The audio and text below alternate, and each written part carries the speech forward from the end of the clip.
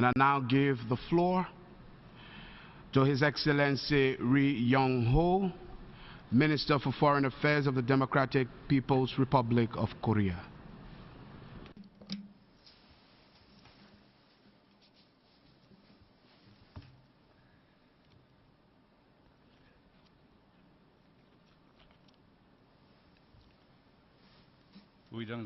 Mr. President, first of all, allow me to congratulate Your Excellency Mr. Miroslav Lajčák on your election as the President of the 72nd session of the United Nations General Assembly. I look forward to successful outcome of the present session under your able guidance.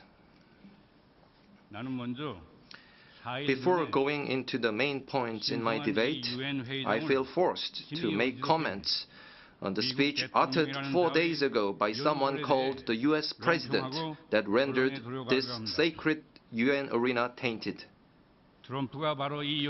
Since Trump uttered such reckless and violent words provoking the supreme dignity of the Democratic People's Republic of Korea at this very platform, I think it is fair enough for me to make a response in the corresponding tone.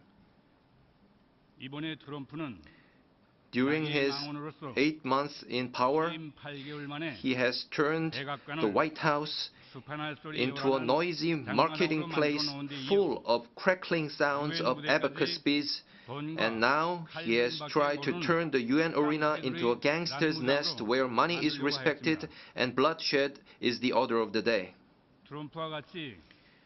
The absurd reality that a person like Trump, a mentally deranged person full of megalomania and complacence, the person who is chastised even by American people as Commander-in-Chief, Lion King, President Evil, is holding the seat of the US President, and the dangerous reality that the gambler who grew old using threats, frauds, and all other schemes to acquire a patch of land holds the nuclear button. These are what constitute the gravest threat to the international peace and security today. Due to his lacking of basic common knowledge and proper sentiment, he tried to insult the supreme dignity of my country by referring it to a rocket. By doing so, however, he committed an irreversible mistake of making our rocket's visit to the entire US mainland inevitable all the more.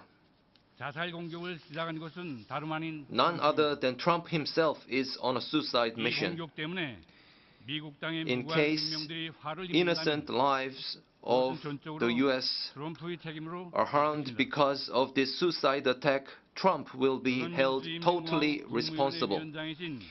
The respected supreme leader of the DPRK, Comrade Kim Jong-un, stated, "As a man representing the DPRK and on behalf of the dignity and honor of my state and people and on my own, I will make the man holding the prerogative of the supreme command in the US pay dearly for his speech calling for totally destroying the DPRK."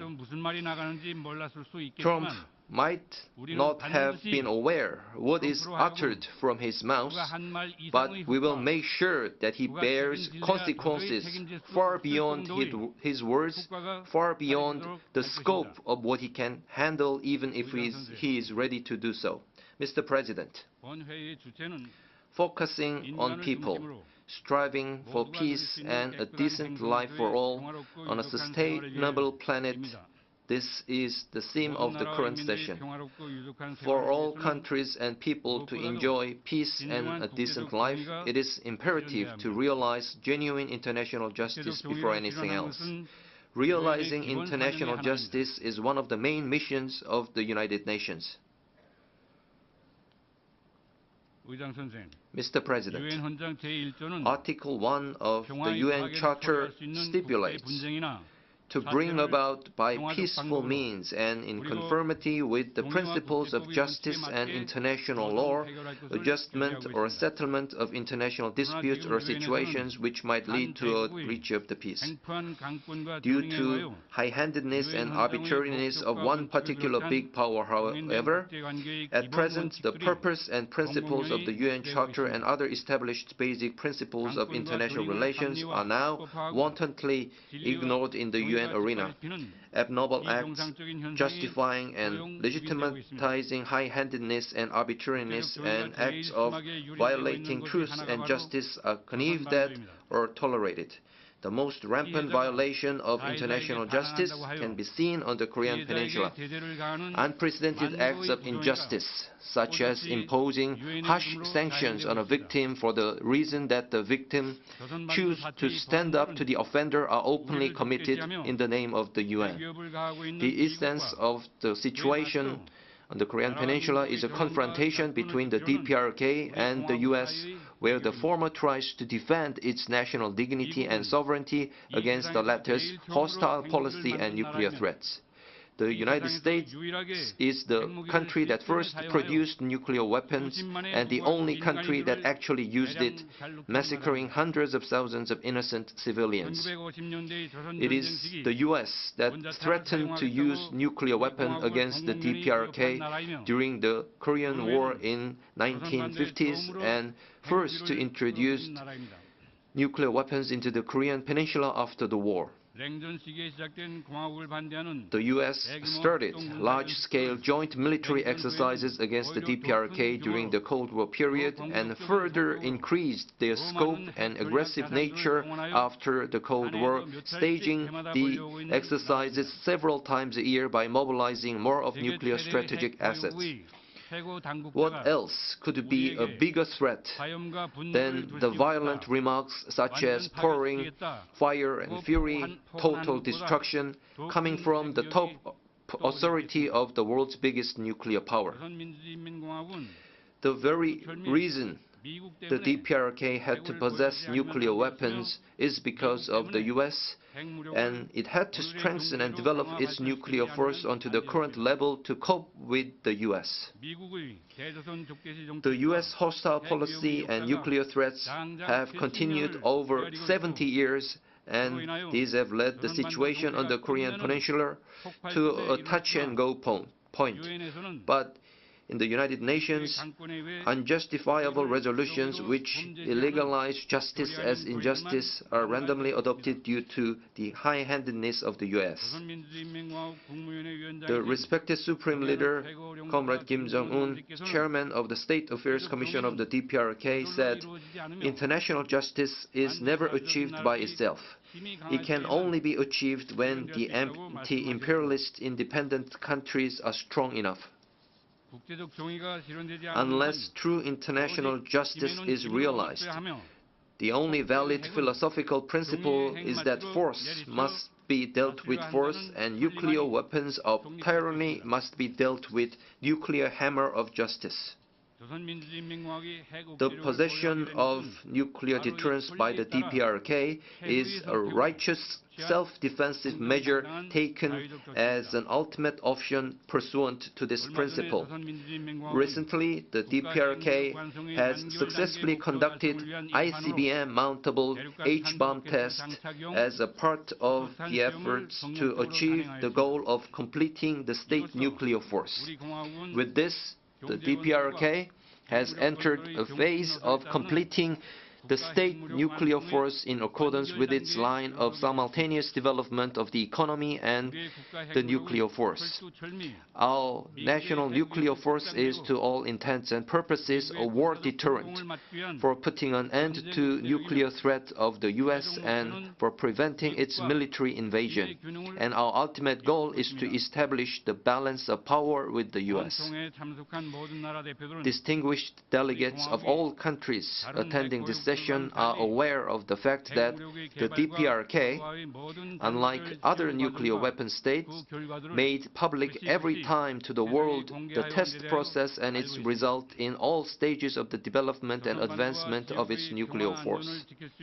Since the war deterrent for safeguarding peace and security of the Korean Peninsula and the region is strengthened enough, the United States and its followers must now think twice before launching military provocation against the DPRK. Although they talk about fire and fury, total destruction and whatever, every time they have to add various conditions such as, hopefully this will not be necessary, that is not our first option, and so on. Accordingly, we are convinced that peace and security of the Northeast Asia and the region as a whole have been as much consolidated. We do not need anyone's recognition of our status as a nuclear weapon state and our capability of nuclear strike. The ICBM, marked with sacred name of the DPRK, flew over the universe above the endless blue sky. The warhead of our rocket left its trace on the blue waves of the Pacific Ocean, and the tremendous explosion and vibration of the hydrogen bomb were recorded by this planet. Although our decision to possess nuclear weapons was an inevitable option forced by the United States, it resulted in our country achieving the status of nuclear weapon state and a rocket power. And this prestige has now become an immortal destiny of the DPRK. Mr. President, the failure of the United Nations in fulfilling its role in realizing genuine international justice is primarily related to the undemocratic old practices of the Security Council. It is none other than the Security Council which disregards the UN Charter from the very first article and only acts in pursuit of the will and interest of its permanent member states. It is not incidental that the issue on reform of the Security Council had already been decided in 1992 by Resolution 47/62 at the 47th session of the UNGA. Since then, the UNSC reform issue has been discussed at the UNGA every year during the past 25 years, but without any progress at all. This fact itself clearly shows how deeply the current prominent members are obsessed in their anachronistic vested interests. One permanent member alone can veto the general will of over 190 UN member states. Such an undemocratic UN organ is the Security Council. At this forum, I would like to once again remind all the distinguished delegates of the unjust and unfair nature of the resolutions adopted by the Security Council against the DPRK. First, the Security Council fabricated illegal and double-standard resolutions which only prohibit the satellite launch of the DPRK in violation of the international law prescribing peaceful use of outer space as a sovereign right of every state, and without taking any issue with all other satellite launching countries. Second, the Security Council cooked up illegal and double-standard resolutions which arbitrarily prohibit only the nuclear tests of the DPRK, although nuclear test strictly belongs to the sovereignty of every state, since the international law on prohibition of nuclear tests has not yet entered into force, and there are countries that conducted many more nuclear tests. Third, the Security Council condemned the development of nuclear weapons by the DPRK as a threat to international peace and security, and on that basis fabricated illegal and double-standard resolutions in contravention of Article 51 of the UN Charter, which recognizes the right to self-defense of every state, and without calling into question the other countries that kept on developing latest nuclear weapons of various kinds. The reason these unjust and unfair resolutions continue to be adopted is that the permanent members of the Security Council, all nuclear powers, have common interest in maintaining their monopolistic nuclear status. The permanent members of UNSC are talking much about non-proliferation of nuclear weapons. But viewed from the aspect of nuclear non-proliferation, the DPRK's possession of nuclear weapons is a righteous self-defensive measure. Actually, the international agreement on nuclear non-proliferation was possible because the nuclear weapon states had made the promise not to threaten non-nuclear weapon states with the nuclear weapons. Article 10 of the NPT stipulates that each party shall have the right to withdraw from the treaty if it decides that its supreme interests have been jeopardized. This article recognizes that the supreme interests of states are above the nuclear non-proliferation. After all, the U.S. itself impeded the international efforts for nuclear non-proliferation by not giving up the nuclear threat against the DPRK, but rather compelling the latter to possess nuclear weapons. This eloquently shows that the anti-DPRK resolutions are not based on any established principles and that they are nothing less than the products of undemocratic old practices of the Security Council and the conspiracy and collusion of the forces obsessed only in their vested interests. The U.S. claims that the DPRK's possession of H-bomb and ICBM constitutes a global threat, even at the UN arena. But such claim is a big lie, which is just tantamount to the notorious big lie faked up by the U.S. in 2003 about the existence in Iraq of weapons of mass destruction in order to invade that country. The Democratic People's Republic of Korea is a responsible nuclear weapon state. We will take preventative measures by merciless preemptive action in case the U.S. and its vessel forces show any sign of conducting a kind of decapitating operation on our headquarters or military attack against our country. However, we do not have any intention at all to use or threaten to use nuclear weapons against the countries that do not join in the U.S. military actions against the DPRK. The U.S. is resorting to an intrigue of condemning the DPRK's nuclear possession as a global threat in order to find a pretext for coercing other UN member states into implementing the anti-DPRK sanctions resolutions.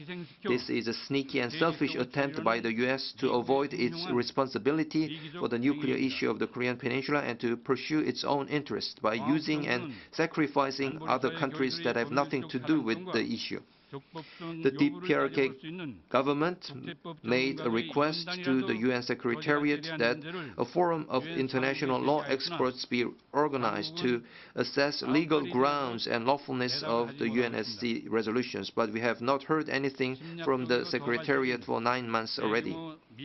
Same is true of the fact that the DPRK made repeated requests to the United Nations Security Council to discuss the serious threat to the international peace and security posed by the aggressive and provocative U.S.-South Korea large-scale joint military exercises, but these requests were never put on the UNSC agenda, rather turned down every time. The UN Charter stipulates that the members of the United Nations accept and carry out the decisions of the Security Council. If the resolutions on the DPRK adopted at the Security Council are truly lawful and fair, there will be no need that all U.S. ambassadors abroad and even the President and the State Secretary turn out to coerce other countries into implementing the resolutions. Furthermore, there will be no need for the U.S. to bring its stooges like South Korea and Japan into this. The UN member states should not yield in to pressure of an individual big power in dealing with the UNSC resolutions, but make an independent judgment on lawfulness, impartiality and morality of the resolutions, and contribute to promoting reform of the UNSC by further raising their voices against high-handedness and arbitrariness. Mr. President, the U.S. had put sanctions against our country from the very first day of its foundation, and the over 70-year-long history of the DPRK can be said, in a sense, a history of struggle, persevering along the road of self-development under the harshest sanctions in the world. Through such a prolonged and arduous struggle, now we are finally only a few steps away from the final gate of completion of the state nuclear force. It is only a forlorn hope to consider any chance that the DPRK would be shaken an inch or change its stance due to the harshest sanctions by the hostile forces. The day will certainly come in the near future when we settle all damages inflicted to our peaceful economic development and improvement of the people's livelihood, and all the sufferings imposed on our innocent women, children, and the elderly by the heinous and barbaric sanctions against our republic. The DPRK already organized a national damage investigation committee to make comprehensive study of total damages inflicted on our republic by all kinds of sanctions. This committee will thoroughly investigate and compile all physical and moral damages imposed upon the DPRK by the U.S., its followers, and also by those countries that submitted to the U.S. coercion. When this racket of sanctions and pressure reaches a critical point, thus driving the Korean Peninsula into an uncontrollable situation, investigation results of this committee will have a huge effect in holding those accountable. Mr. President, my delegation takes this opportunity to extend strong support to and solidarity with the Cuban government and people who are fighting to defend national sovereignty and realize international justice against the high-handedness, arbitrariness, and unilateral embargo of the U.S. We also express strong support to and solidarity with the government and people of Venezuela who are fighting to defend the national sovereignty and the cause of socialism. The unjust and contemptible acts such as turning a blind eye to the heinous acts of Israel, while condemning in every manner only the Syrian government fighting to protect its national sovereignty and security, should not be tolerated any longer. The DPRK government will certainly defend peace and security of the country with its powerful nuclear deterrence, and also contribute to safeguarding world peace and security. Thank you, Mr. President.